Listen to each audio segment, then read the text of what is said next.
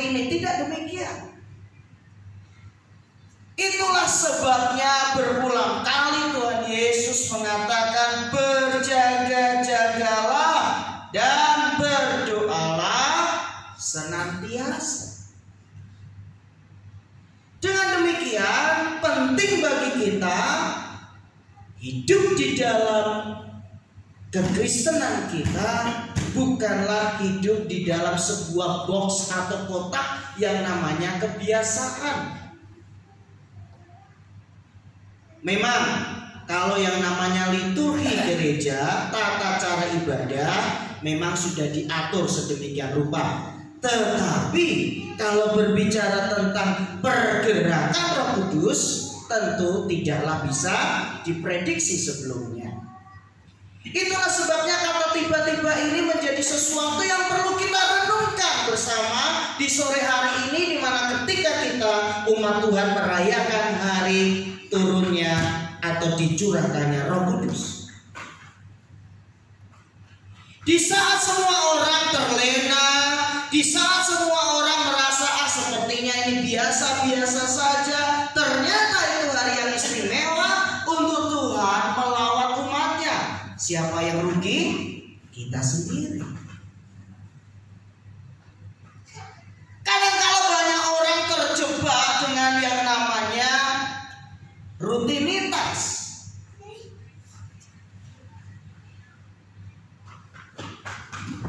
Dalam sebuah acara yang biasa saya pandu live streaming, saya katakan bahwa tidak semua rutinitas itu jelek. Ada banyak rutinitas yang baik manakala itu dilakukan atas dasar pemahaman yang benar. Saya akan berikan contoh rutinitas yang baik. Ibadah setiap hari Minggu itu rutinitas yang baik. Kita melakukannya setiap hari Minggu, kita datang kepada Tuhan, itu rutinitas yang baik. Contoh berikutnya, berdoa sebelum tidur, menyerahkan hidup kita, karena kita nggak pernah tahu nih apakah nanti kita bangun tidur atau lanjut tidak bangun lagi, kita nggak pernah tahu. Atau tiba-tiba kita tidur kemudian terjadi sesuatu, kita nggak pernah tahu. Seringkali peristiwa musibah seperti banjir bandang ataupun gempa bumi, orang lagi tertidur nyenyak Bapak Ibu, tiba-tiba saja mereka nggak bangun lagi. Itulah sebabnya tidak semua rutinitas itu jelek. Rutinitas kita berdoa itu baik. Apalagi rutinitas kita menabur, melakukan sesuatu yang baik tanpa pamrih, itu juga baik. Bapak Ibu dikasih Tuhan, memberi itu tidak harus berupa materi.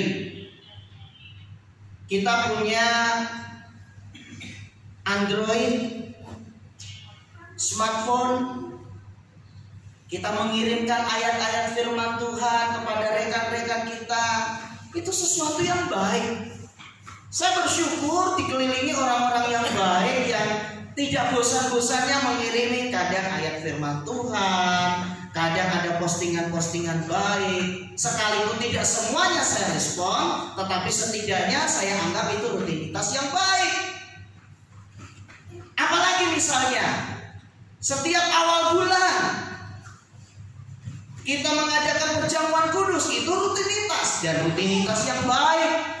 Apalagi di awal bulan sebagai ungkapan syukur atas setiap pemeliharaan Tuhan di hari pertama hingga hari yang ke-30 sepanjang bulan kita mempersembahkan persembahan persepuluhan, itu rutinitas yang baik. Jadi jangan kita merasa panas telinga kalau kita dengar kata rutinitas, karena tidak semua rutinitas itu buruk. Tetapi yang saya mau katakan di sini adalah jangan kita terjebak pada rutinitas, kemudian kita berpikir bahwa oh nanti Tuhan akan bekerja dengan cara yang seperti ini dan lain sebagainya. Nah, apakah semua murid Tuhan mendengar apa yang diberitakan oleh Tuhan untuk mereka berdoa di Yerusalem? Tentu tidak. Tetapi bersyukurlah bagi mereka yang mau dengar-dengaran, sekalipun ketika mereka berdoa pada hari yang pertama tidak terjadi apa-apa, hari yang kedua tidak terjadi apa-apa, sampai hari yang ke-6 biasa-biasa saja, hari yang ke-9 tak ada tanda-tanda, tetapi hari yang ke-10, Kisah Para Rasul pasal yang kedua ayat yang kedua, tiba-tiba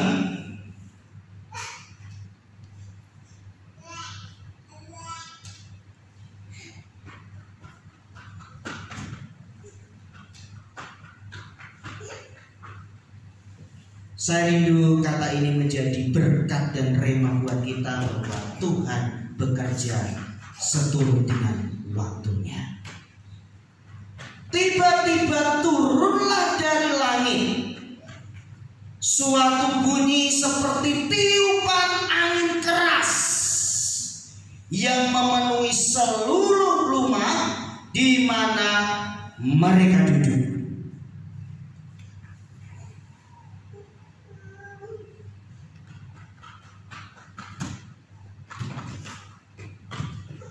Tapi Lukas sebagai penulis Kisah Para Rasul ini berusaha untuk menggambarkan peristiwa di mana Pentakosta ini terjadi.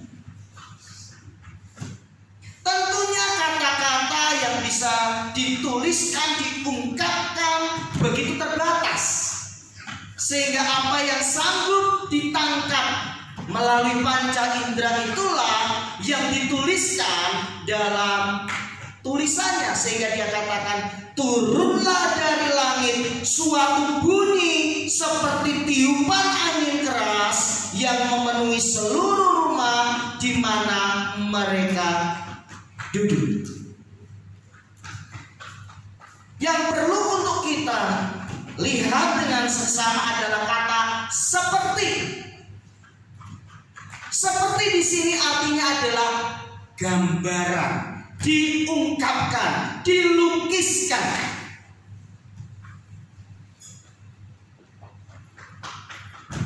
Saya akan memberikan contoh. Ketika seseorang sedang mendapatkan lawatan dari Roh Kudus, maka ekspresi dari lawatan Roh Kudus itu macam-macam. Ada yang ekspresinya menangis, ada yang ekspresinya tertawa dalam penyembahan, ada yang ekspresinya menari, tetapi ada juga yang ekspresinya berdiam, tetapi dia menikmati hadirat Tuhan. Itu berbicara tentang ekspresi. Nah, ekspresi itulah oleh tabib Lukas digambarkan dengan kata seperti, sehingga peristiwa Pentakosta digambarkan seperti tiupan angin keras. Kalau memang Roh Kudus dicurahkan dalam bentuk tiupan angin keras, saya pikir mereka semua akan roboh, mereka semua akan terhempas. Kalau ada kursi-kursi berterbangan, tapi kan tidak demikian. Sehingga seperti tiupan angin keras di situ adalah ungkapan, gambaran tentang betapa dahsyatnya lawatan Tuhan terhadap mereka yang duduk, yang berdoa selama 10 hari menantikan janji Tuhan.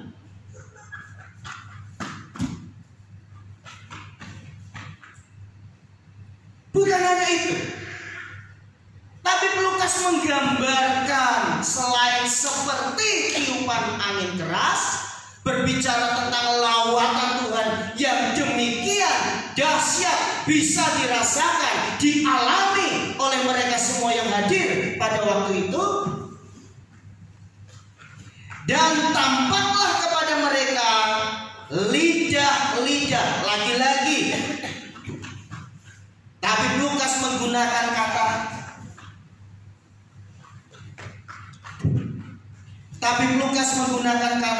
seperti nyala api yang bertebaran dan hinggap pada mereka masing-masing.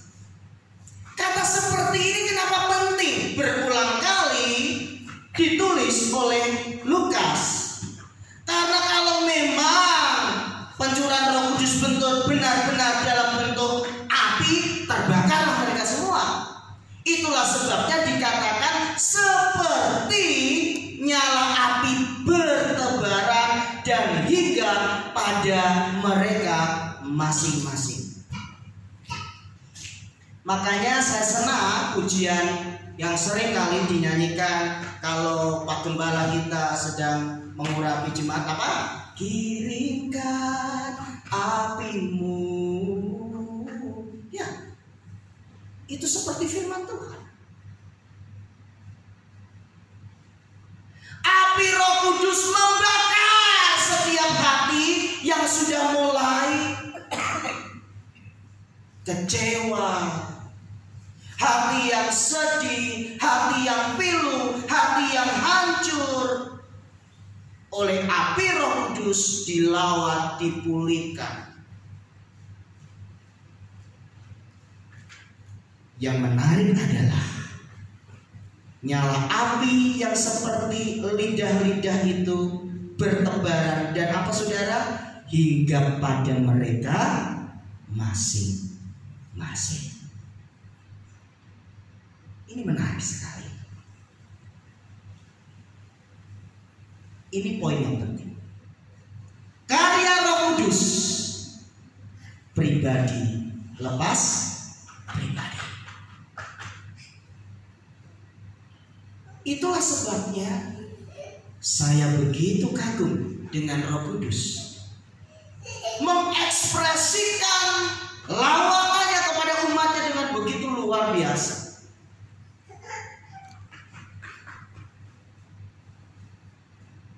Dancing in the Spirit, mereka menari-menari dalam hadirat Tuhan. Laughter in the Spirit, tertawa dalam hadirat Tuhan. Menangis, menjerit, bergetar, apapun bentuknya, asal itu adalah karya Roh Kudus, akan memuliakan Tuhan. Dan nanti kita akan lihat buahnya nyata.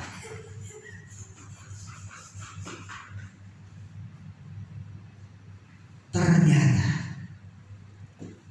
Pentakosta bukan hanya berbicara tentang tiupan angin keras, berbicara tentang lawatan yang dahsyat.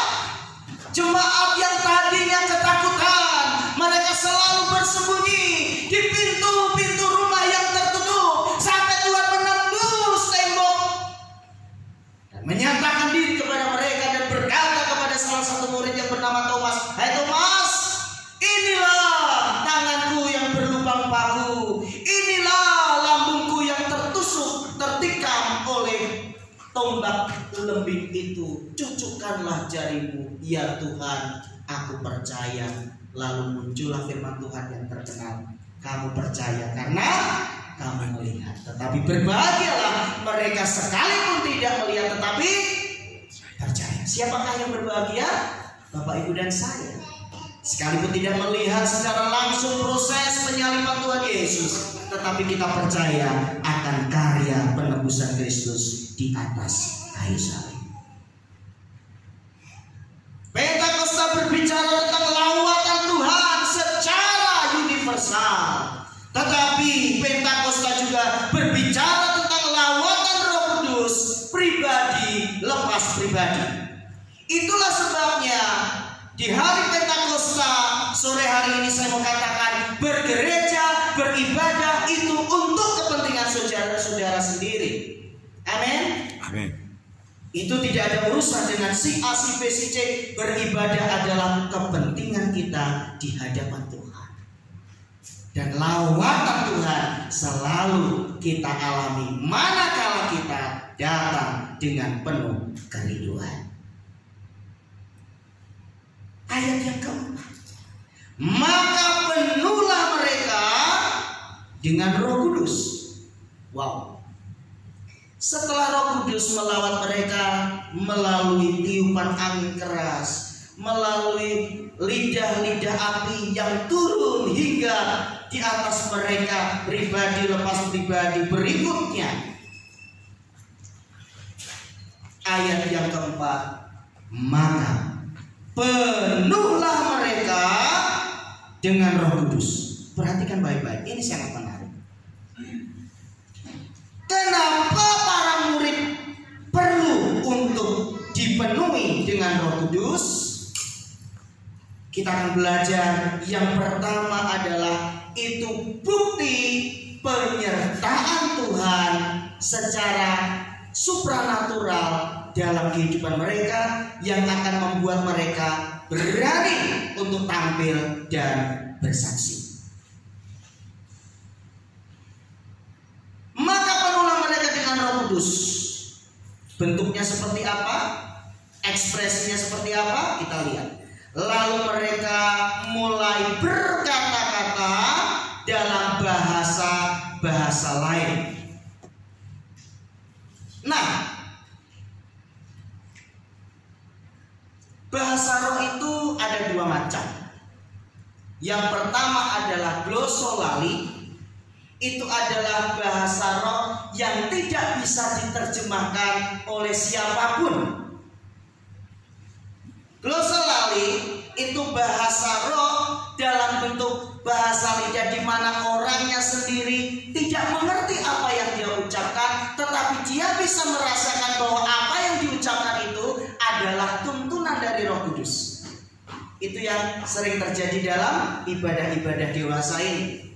Kemudian yang kedua itu adalah berbicara dalam bahasa lain.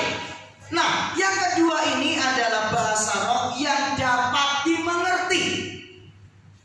Kalau glosolali tidak ada yang mengerti, tetapi bisa diterjemahkan oleh mereka yang dipenuhi Roh Kudus untuk menerjemahkannya. Itulah sebabnya kenapa Rasul Paulus berkata, dalam sebuah ibadah jika ada yang berbicara dalam bahasa roh, hendaklah yang lain diam untuk mendengarkan apa yang diterjemahkan. Tetapi daripada menggunakan 1000 bahasa yang tidak dimengerti, lebih baik menggunakan bahasa yang dimengerti. Itulah sebabnya Rasul Paulus katakan lebih baik bernubuat, karena ketika bernubuat menggunakan bahasa yang dapat dimengerti. Nah, Bapak Ibu yang dikasihi oleh Tuhan Yesus Kristus, mereka dipenuhi oleh Roh Kudus, lalu mereka dikatakan bahwa mulai berkata-kata dalam bahasa-bahasa lain. Sekali lagi saya katakan, bahasa-bahasa lain ini adalah bahasa manusia, hanya yang mengucapkannya tidak mengerti artinya, tetapi orang lain dapat menerjemahkannya karena dalam bahasa mereka. Seperti yang diberikan oleh Roh itu kepada mereka untuk mengatakannya. Nah, di sini Tabib Lukas mulai menjelaskan bahwa ternyata saksi dari peristiwa Pentakosta itu sangat banyak, sehingga dia katakan bahwa dalam Kisah Rasul pasal yang kedua ayat 5, waktu itu di Yerusalem diam orang-orang Yahudi yang saleh, apa Bapak Ibu, dari segala bangsa di bawah kolong langit. Artinya adalah ada beberapa banyak orang Yahudi dengan bahasa yang berbeda-beda. Ketika turun bunyi itu, berkerumunlah orang banyak. Mereka bingung karena mereka masing-masing mendengar. Perhatikan, rasul-rasul itu berkata-kata dalam bahasa mereka sendiri. Saya mau bertanya, yang menggunakan bahasa-bahasa lain ini seluruh murid yang hadir? Tidak ditulis jumlahnya tentu. Yang pasti 11 murid Yesus, karena Yudas Iskariot sudah bunuh diri, dan murid-murid yang lain. Semua yang hadir, atau hanya ke-11 rasul yang pada waktu itu ada? Saya mau bertanya, kalau berdasarkan ayat yang kita baca hari ini, semua orang atau hanya para rasul? Baca baik-baik ayat yang ke-6. Semua orang. Mari kita baca baik-baik dalam ayat yang ke-6. Ketika turun bunyi itu, berkerumunlah orang banyak. Betul? Jadi orang banyak yang melihat, ya. Mereka, siapa yang dimaksud mereka? Orang banyak itu.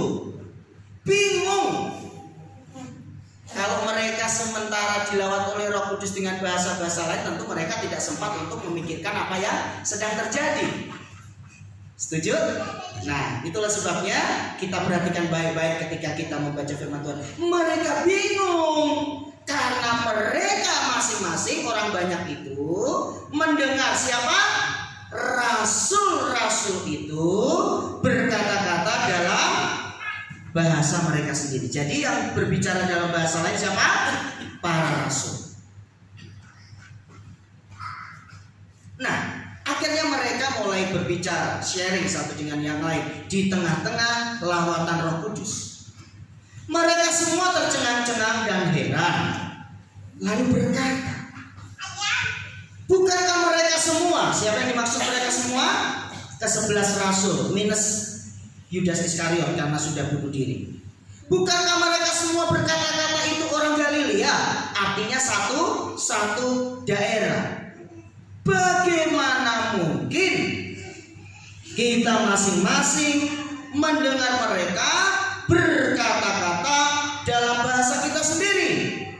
Mari kita hitung berapa bahasa yang mereka sedang dilawat oleh Tuhan, yaitu bahasa yang kita pakai. Kita negeri asal kita. 1, kita orang Partia. 2, kita orang Media. 3, kita orang Elam.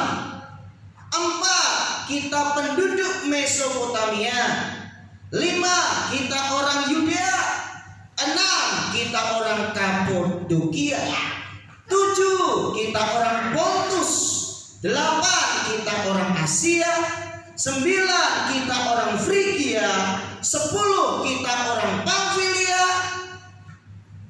11, Mesir dan daerah Libya yang berdekatan dengan Kirene. Pendatang-pendatang dari Roma. Pentakosta menunjukkan bahwa Tuhan hendak memuliakan Kristus melalui bahasa-bahasa yang dimengerti oleh para pengikut Kristus yang bervariasi pada waktu itu. Betapa sangat tidak adil manakala mereka harus mendengarkan bahasa-bahasa yang mereka tidak mengerti. Tetapi kita bersyukur Roh Kudus manakala melawan umatnya memenuhi kebutuhan setiap orang, bahkan sampai suku-suku bahasa pun diperhatikan oleh Tuhan. Baik orang Yahudi maupun penganut agama Yahudi, orang Kreta dan orang Arab, kita mendengar mereka berkata-kata dalam bahasa kita sendiri. Apa saudara? Kita baca sama-sama 3, 2, 1. Tentang perbuatan-perbuatan besar yang dilakukan Allah. Jadi kalau ditanya pada waktu peristiwa Pentakosta apa saja yang terjadi, yang bisa dirasakan adalah tiupan angin keras. Yang bisa dilihat adalah lawatan Tuhan dalam bentuk lidah-lidah api hingga kepada tiap-tiap orang. Tetapi yang paling spesifik adalah mereka bisa mendengar kesaksian-kesaksian tentang perbuatan-perbuatan besar yang dilakukan oleh Allah berdasarkan bahasa mereka sendiri.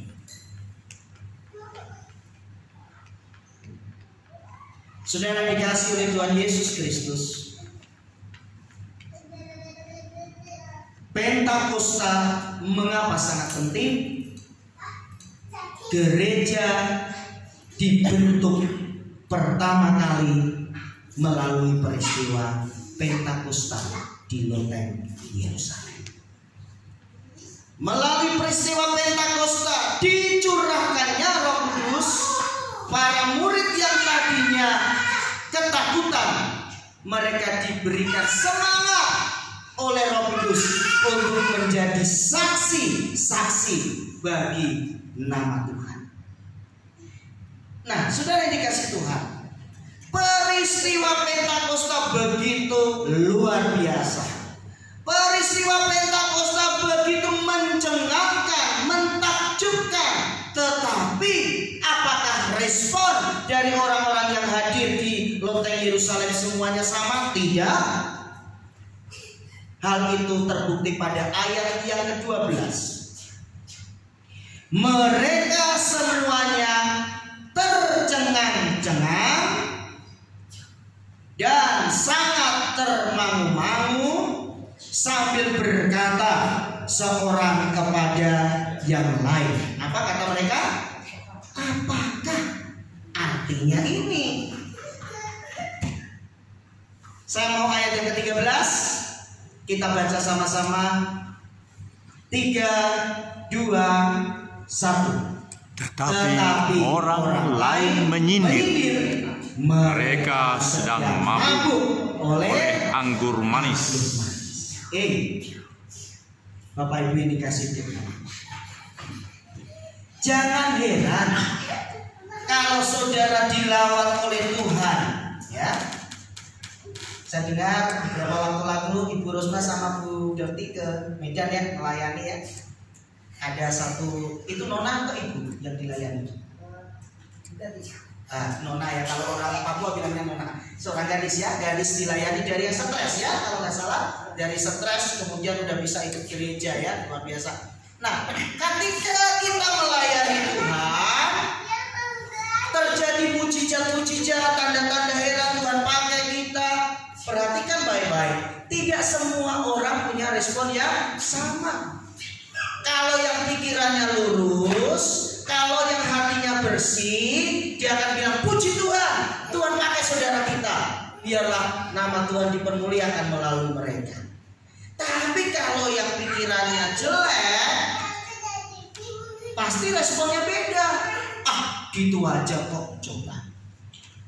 Pentakosta saja yang begitu luar biasa, terjadi lawatan Tuhan, tiupan angin keras, lidah-lidah seperti nyala api yang hingga kepada semua orang. Para rasul berbicara dalam bahasa-bahasa, tadi kita sudah hitung kurang lebih 11 bahasa. Tetapi tidak semua orang mengatakan bahwa itu lawatan Tuhan. Apa yang mereka katakan? Mereka menyindir, mereka sedang mabuk oleh anggur manis. Wow, ini kan ngeri pisan. Perhatikan baik-baik. Dalam hadirat Tuhan yang begitu kudus pun masih ada orang-orang yang, kalau bahasa kita sekarang itu, nyinyir. Tahu nyinyir?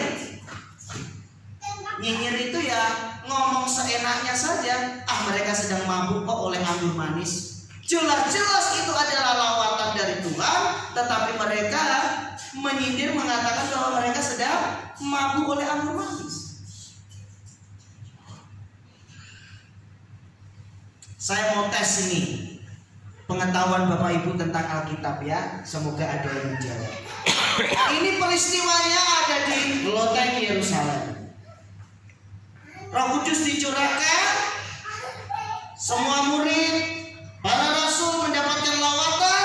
Lalu ada sekelompok lain yang mengatakan ini mereka sedang mabuk oleh anggur manis. Di Perjanjian Lama pernah terjadi peristiwa yang mirip. Harap ada yang bisa menjawab dari sekian banyak yang hadir ya. Ada seorang, saya tidak sebut gendernya, nanti langsung ketahuan. Ada seorang yang datang di rumah Tuhan. Saking pedihnya hatinya oleh masalah yang sedang dia hadapi, dia berbicara di hadapan Tuhan dengan begitu panjang. Dia menangis sehingga saking panjang dan pedihnya pergumulannya, dia hanya berkomat-kamit. Lalu ada orang yang menegur dia, "Hei, sampai kapan kamu mabuk?" Tahu kira-kira siapa? Masa sih gak ada yang tahu? Anak. Betul. Tapi gak ada hadiahnya Pak ya. Tuhan Yesus yang menghadiahi Bapak. Betul. Jadi Bapak Ibu yang dikasih Tuhan, Kalau kita menghendaki semua orang punya respon yang positif tentang setiap tindakan baik yang kita lakukan untuk memuliakan Tuhan, Bapak Ibu akan capek dan kecewa. Karena tidak semua orang sama. Jelas-jelas mereka semua dalam lawatan Roh Kudus, dalam hadirat Tuhan yang begitu luar biasa. Masih saja ada yang nyinyir mereka sedang mabuk oleh anggur manis.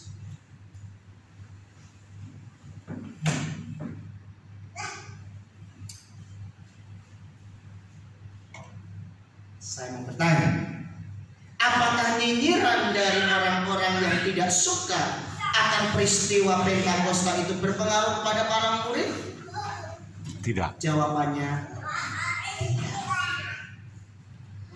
Justru mereka semakin sungguh-sungguh untuk melayani Tuhan.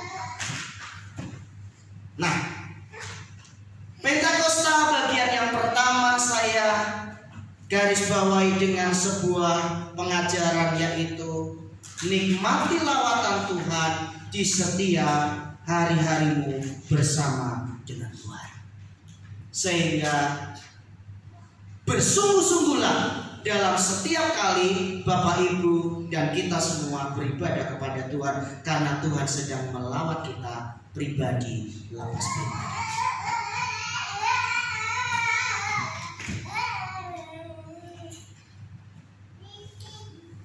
Saya lanjutkan bagian berikutnya. Di ayat yang ke-14, Bapak Ibu bisa melihat di Alkitabnya masing-masing. Lembaga Alkitab Indonesia memberikan judul apa? Judulnya apa Bapak Ibu? Di ayat 14 dan seterusnya. Yang keras? Ya. Ini menarik. Masih bagian yang pertama tentang Pentakosta. Ketika orang-orang mulai nyinyir, ketika orang-orang mulai nyindir, ketika orang-orang mulai menyampaikan fitnahan, gosipan dan lain sebagainya, mereka sedang mabuk anggur manis. Tampillah seorang yang luar biasa bernama Petrus. Petrus ini, kalau bicara tentang Petrus ini Bapak Ibu, saya itu benar-benar ya kagum dengan pribadi yang satu ini. Unik dia ini Bapak Ibu. Ketika Tuhan Yesus sedang mengurapi para murid, membasuh mereka, kakinya dibasuh, tiba giliran dia, tahu Petrus permintaannya? Jangan cuma kakiku saja